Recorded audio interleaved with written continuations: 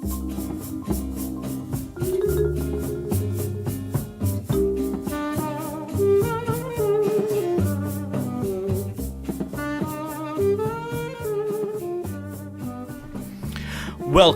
to Grande Bouffe, the big feast, with myself, Cole Smithey, and my co-host, Mike Lacy. How's it going, man? It's good. We are here to copiously consume international culture and politics through the prism of a single film and a different craft beer. You got it. Ta-da! You got it pulled up. No, I'm just kidding. Cole memorized that. Someone asked me at a party about the podcast, and that's exactly what people want. They want to hear that capsule. A little log line. And when you spit it out, people are impressed. I mean, the guy just couldn't get over it. I got to get that down, because I go like, yeah, we talk about movies and like drink beer, and people are like surprisingly interested based on that. And like, oh, cool. And you're on iTunes? And I'm like, why are you impressed by that? Because everybody wants to drink beer and talk about movies. Yeah, like, oh, wow, that counts? Okay, cool. So let's talk about the movie and the beer. Simultaneously? Yeah, we'll kind of... You can tie it in? We'll tie it together. So, because I want you to start talking about the movie a little bit. Okay. I'm gonna heads up. We talked maybe 13 seconds about this movie before it started, and I feel like you're gonna shit all over a movie that I enjoyed a lot. That's interesting. I can't tell. I can't read you yet.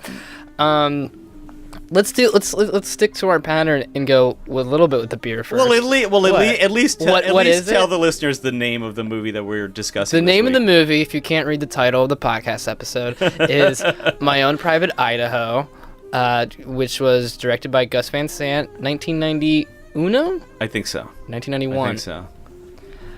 Starring the greats Keanu Reeves, River Phoenix, and with William Bill Reichert as the Falstaff character. Yeah. Which is part of why this movie checks a lot of boxes for me.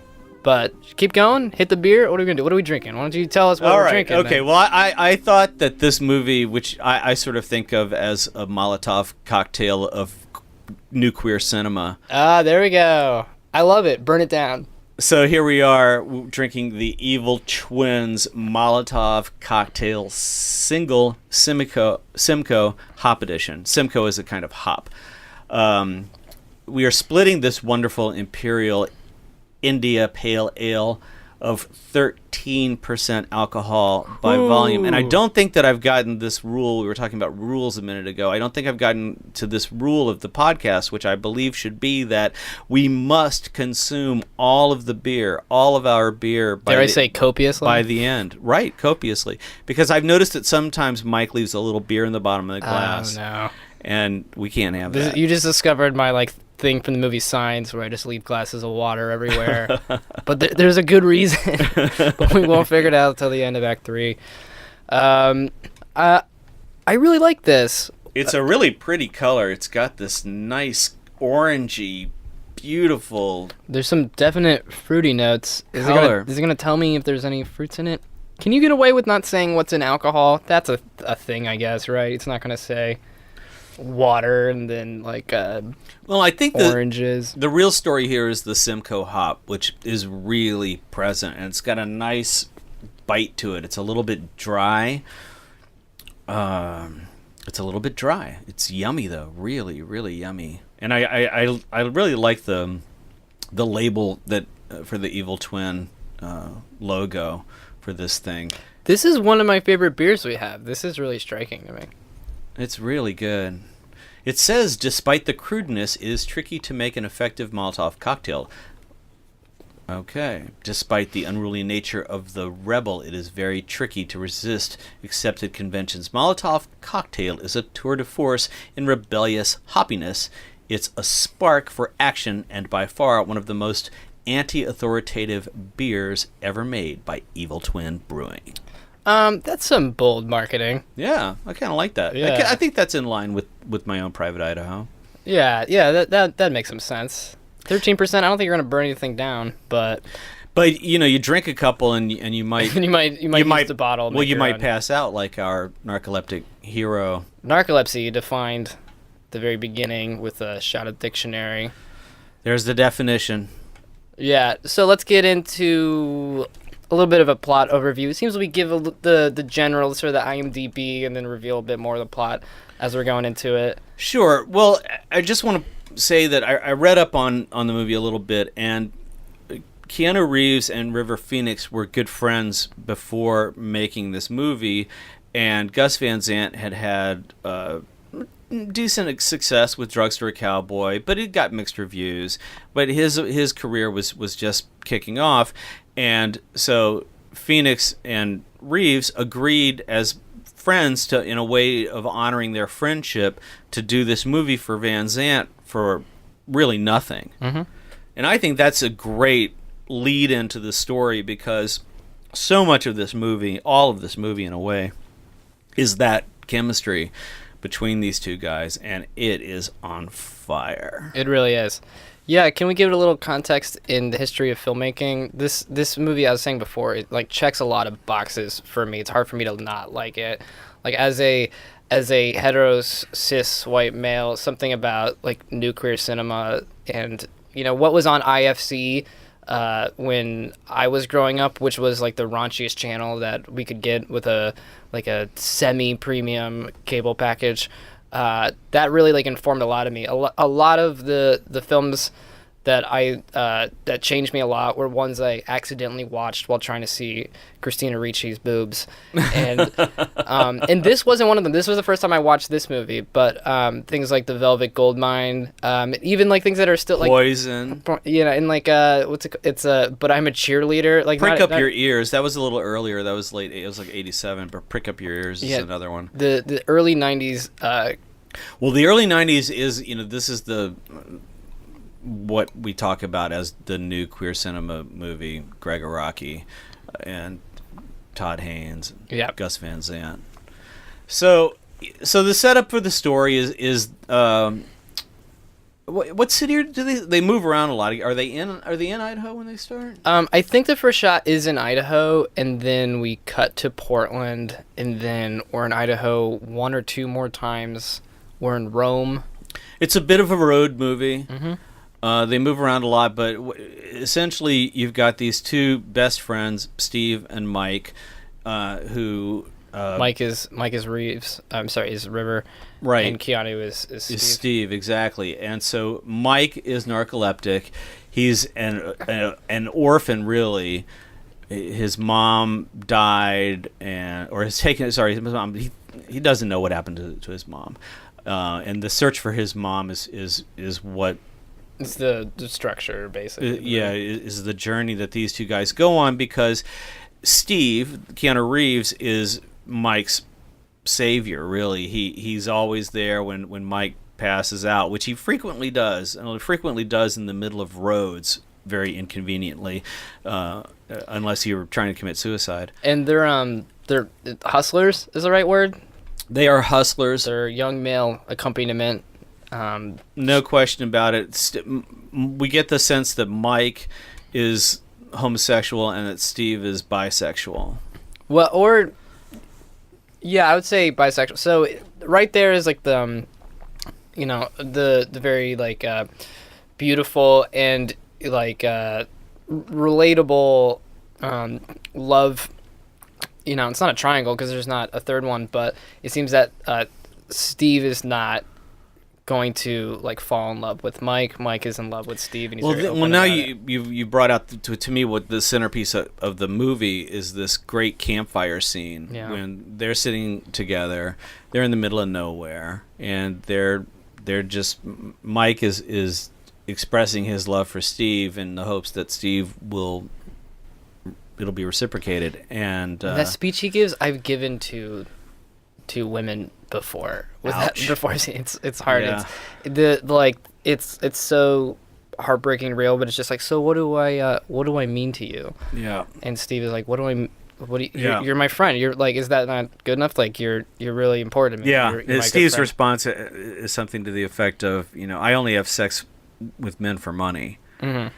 And that brings us to this very different, at times parallel, but definitely diverging personal stories. We really have two protagonists in this in this film. So here's where it checks off another box for me. It is about 30 to 50% an adaptation of Shakespeare's Henry IV Parts 1 and 2.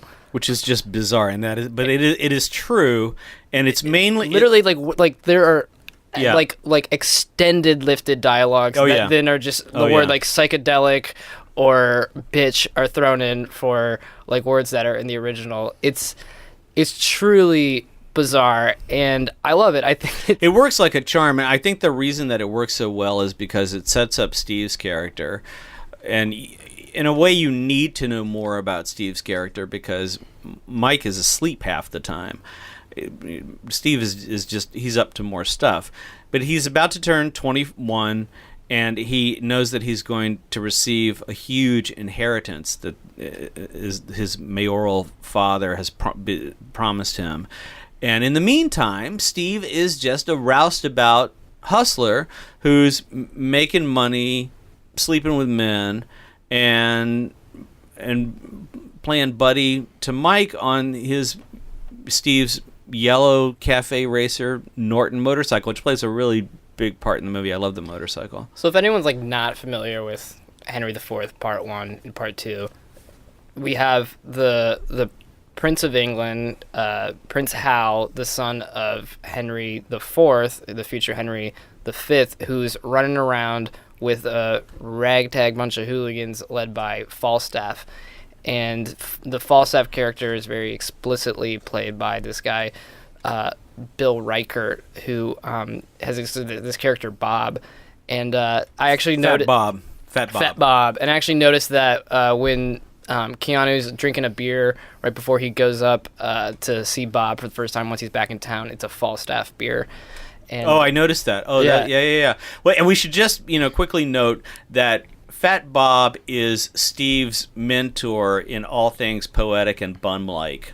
Which is, I mean, it is the Falstaff relationship. Yeah. Like it's barely adapted, and a lot of the dialogue. So what's an extremely bizarre thing about this movie is this story, I think, is a bit like Russian dolled into the broader River Phoenix arc of it, where he's searching for his mother, and none of that has Shakespearean dialogue. None of it has this like highbrow allusions to it, but like nested in it are these like direct quotes, basically. I think that what he's doing, what Van Sant is doing, because he did write and direct this film, is he is giving you the scope of ambition and intellectual potential that Steve has, and we need to see that. We need to see Steve one-upping Fat Bill. There's a scene, I won't get into the details too much, but there's a scene where Steve really steals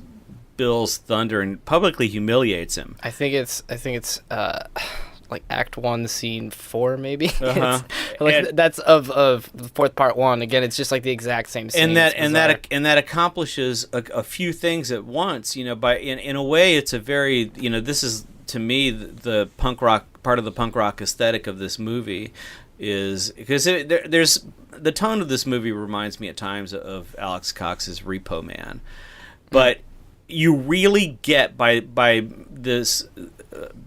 Van Sant quoting Shakespeare, you get this intellectual repartee and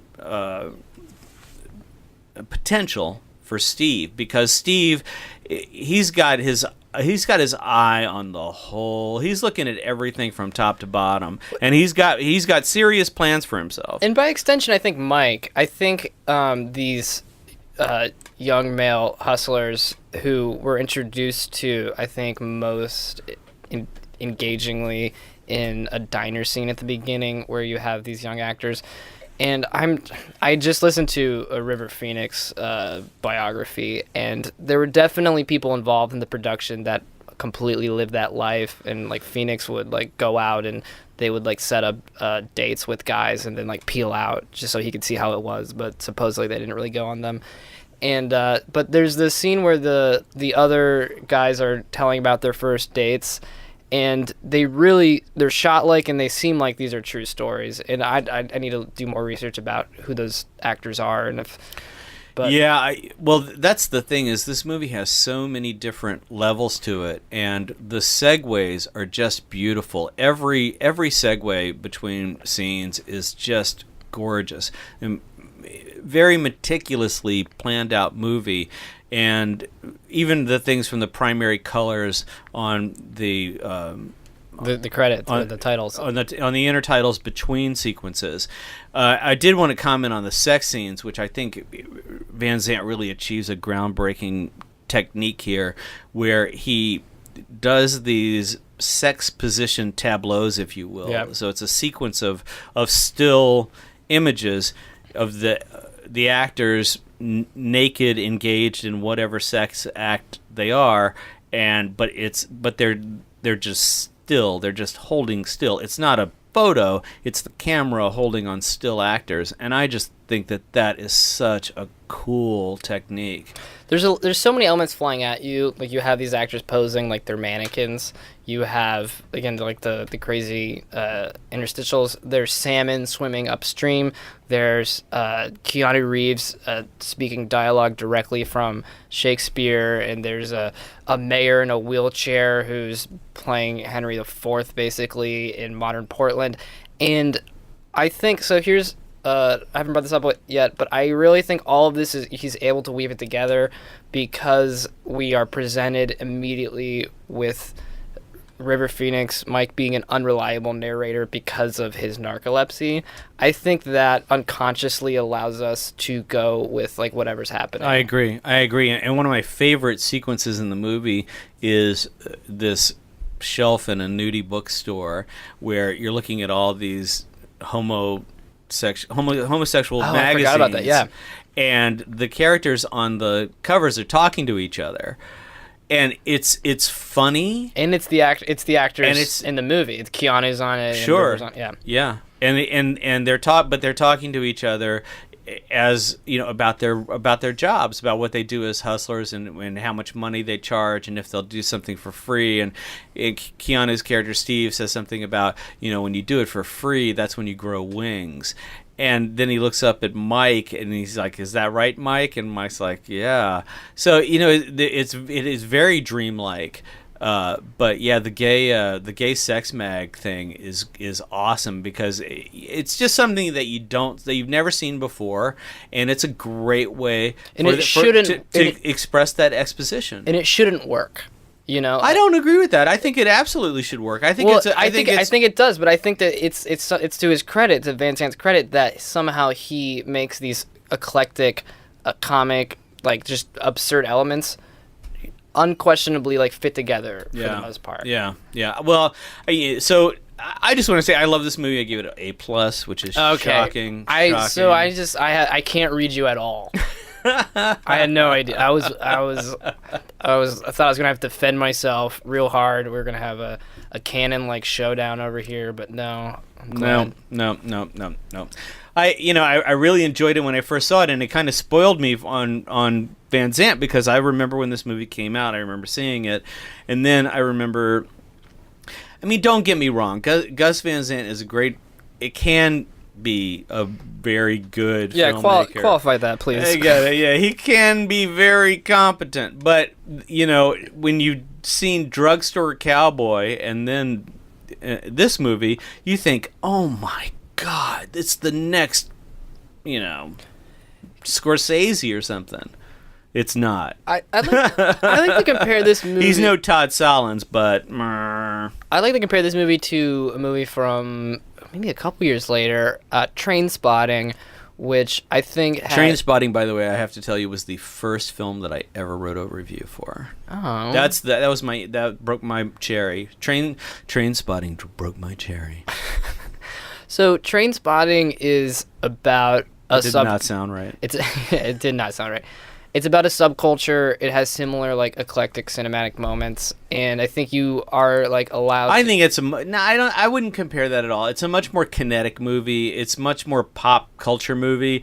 I think looking back, I like this movie a lot more. I think it stands together more. It holds up more. I watched Trainspotting about a year ago. It's still pretty good. I mean, it's, you know, Danny Boyle is an amazing 90-minute music video director. All right, so I didn't know I was going to rank Gus Van Sant's movies on the fly. But you're going to. But I'm going to. So I'm just putting it out there that this is his best movie. My Own Private Idaho is his best movie. It's such a bold statement for the LGBT community. I think it's still a standard bearer for the LGBT community. To Die For was his next feature that he made after this, and I think that is his next best film. I know nothing about that movie. Well, that's Joaquin Phoenix. You got to see that. Joaquin Phoenix is unbelievable in that film. And so you look at the next films that he made. Good Will Hunting. Good Will Hunting is such a competent film. It's such an entertaining movie. It's such a great airplane movie. You have to give that to him. So I think we're in order. I think that My Own Private Idaho is first. To Die For is 2. We should be doing this in reverse order, but you already know the first. Yeah. Good Will Hunting. And now we get to Psycho, which I defended when I saw it. And I would probably still defend it because I think Milk is a better movie than that. Far and away. I'm just reading them in order. I haven't gotten to. See, I'm doing this in two parts. So, excuse me. I agree that Milk is. Beer does make you burp. Is the thing. Milk is a better movie than Psycho, but I do find guilty pleasure in watching Vince Vaughn play the killer. I think it's awesome. Finding Forrester, again, it's another Hollywood movie where he's sold out. So here's what's happened. You had this new queer. It doesn't even, like, my list doesn't even matter anymore. You see, he goes back and makes Jerry. 13.what%? Yeah, that's right. He goes back and makes Jerry, and then he does Elephant. Jerry, which is just unwatchable. Elephant, which is okay, it's a little mesmerizing, but still, there's nothing new there. It's so stale. All these movies are so stale. It's just a Steadicam commercial. And that's why this movie is his best film, because he's so. It's like Elvis Costello on his second record with his new band, with his first real band. I mean, this guy is rocking this shit out. He's got something to say. He's really very meaningful and careful about everything, and all the Shakespearean stuff that he put into it. That's all part of it. That's all of this rich tapestry. It was like a once in a lifetime thing that he was able to create, and it's made all the more relevant and visible in that light when you see River Phoenix's performance, because he's just mind-blowing. I mean, you think that James Dean was hot shit in Rebel Without a Cause. I mean, he's like James Dean's gay cousin, but he's getting it on. I mean, he kind of puts James Dean to shame in this movie. It does. It's so naturalistic, and it's like,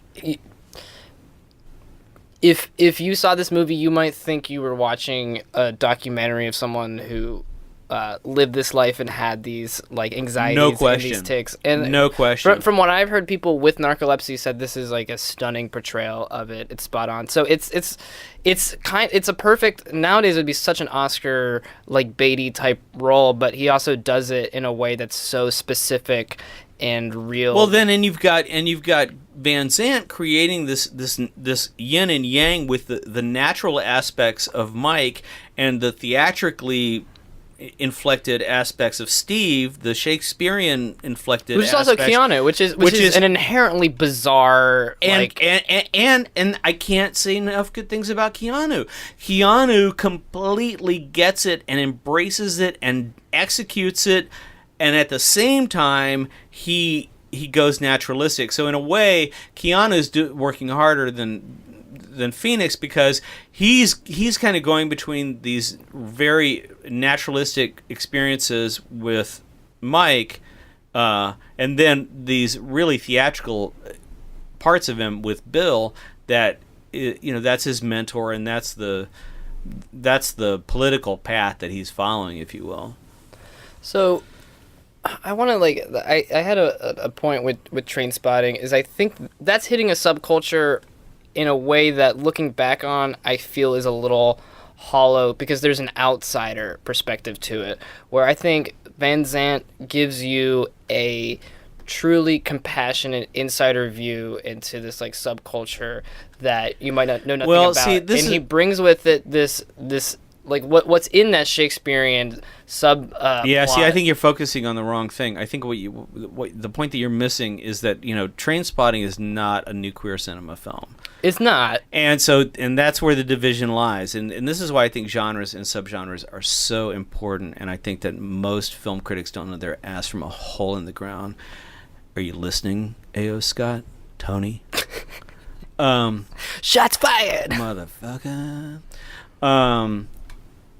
You have to look at what that genre is, because you've got somebody like Van Sant, who obviously is working very hard. I mean, to go from making Drugstore Cowboy to this baby, which he wrote and directed, and also having, I mean, just this godsend of having Keanu Reeves and River Phoenix in your movie. I mean, in a way, you can't imagine how this movie could not be good. At least good. It should at least be good. Yeah, it's really striking, and I don't know. There's and it's great. It's not just good; it's really great. The tragedy of Phoenix's death, I think, is here maybe more than anywhere made clear. Is and he's such a sensitive soul, and that's what you get, because no other actor could have played that role with that much sensitivity. And so that just and this movie really, the spirit of River Phoenix is all over this movie. It hangs over this movie. It extends beyond this movie. I think the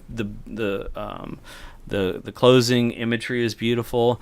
I just think it's you really connect with the ethereal spirit that was River Phoenix, because he was a really ethereal spirit and a very sensitive guy. And there's that Ben Vaughn song, "I'm Too Sensitive for This World," and I feel like he was one of those people who was just too sensitive for this world.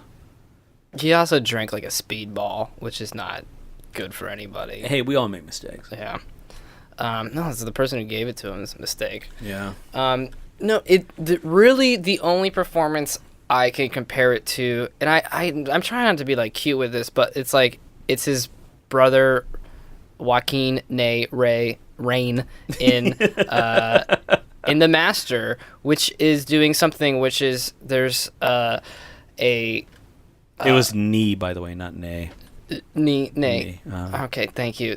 So, Cole's better at French than me, and he wants that to be clear.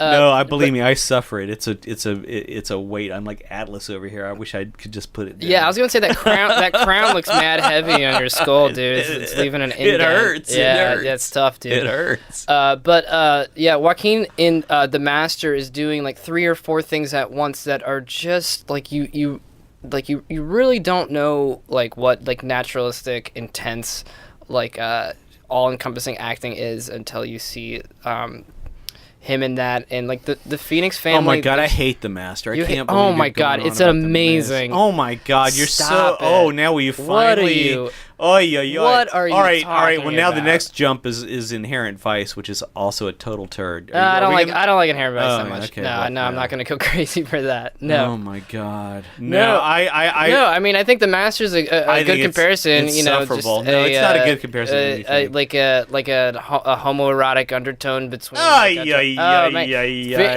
right. I just want. Now we're in it thick. So just to be clear about what we're saying that My Own Private Idaho, and then something else. But just know that what we're saying is My Own Private Idaho, and the other thing, don't listen to that, because we're only talking about My Own Private Idaho. So which is a really good movie. It's a perfect film. I will say. I just want to say that My Own Private Idaho is a perfect film. That's a big deal. I'm going to acknowledge what you're saying. That's a big deal. There is nothing that this film sets out to do that it doesn't achieve, which is pretty important considering the fact that this is probably the first time. I'll go out on a limb and say this has got to be the first time in American cinema where you had 2 teenage street hustlers as co-protagonists. I don't think we'd ever seen that before. It was something really new, and the fact that they were were talking about Midnight Cowboy, right? Yeah, but they weren't both gay, and they were not in their teens. I mean, this is a young movie, and the fact that it's Keanu Reeves and River Phoenix, if Gus Van Sant had only made 2 movies, Drugstore Cowboy and My Own Private Idaho, people would talk about him like he was Coppola. Because Coppola stopped making good movies after The Outsiders. So it's interesting because like Keanu's character clearly tries to distance himself from this. Like he spends some time. Although I will give Coppola Rumblefish. I'll give him that Rumblefish. So Keanu's character spends some time in the muck just to shine in the spotlight all the more. Finish your beer. Give me a second. I'm talking about Keanu here. He apparently in real life had a very similar perspective to this role, and definitely in interviews wanted to distance himself from it. What a mistake! Where River embraced it, and from what I've read about the publicity at the time, did everything he could to make his sexuality ambiguous, and was somewhat of an idol in the queer community, and to this day it's unclear. Cheers to that. I didn't know that, but I'll drink to that. That's very cool. Oh, so is every episode going to end with a chugging contest now? Is that what's happening? No. Should I get real on Mike for this? No. The women don't want to hear that. Come on, there's ladies listening. Let's not assume that ladies don't want to hear Mike. Now wait a minute, Mike. What do you? We have to maintain a certain decorum for the podcast. Oh, we do have a French name of our podcast. Whenever you see, there you go. Yeah, you're right. There you go. That's right. To keep a level of classiness. That was a close one. Yeah, this is 13%, isn't it? This is my dream beer. You can drink one. We split a big bottle of this, but yeah, you drink one of these and you're good. All right, and so just to remind everybody what we were drinking, it's the Evil Twin Brewing Company, which we love, and it's the MOLOTOV Cocktail Single Simcoe Hop Edition. The MOLOTOV Cocktail here for which we are throwing here today for My Own Private Idaho. MOLOTOV Cocktails at My Own Private Pow! Boom! Blam! This is a perfect movie according to Cole. I gave it an A+. I'll give it A+.5. There you go. That's the spirit. All right, so remember to turn your cell phones off when you're walking, driving, or watching a movie. Yeah. Mike, I'm talking to you. What are you talking about? I do. I put it on airplane. Is that yeah? Because you know why? Because I don't trust myself to not look at it. Yeah, I wasn't really talking to Mike in case the listeners didn't understand. Yeah, be safe, you guys. All right, until next week. We know something you guys don't, which is the movie for next week. Yeah. Okay. No, we don't know what it is. All right, take care.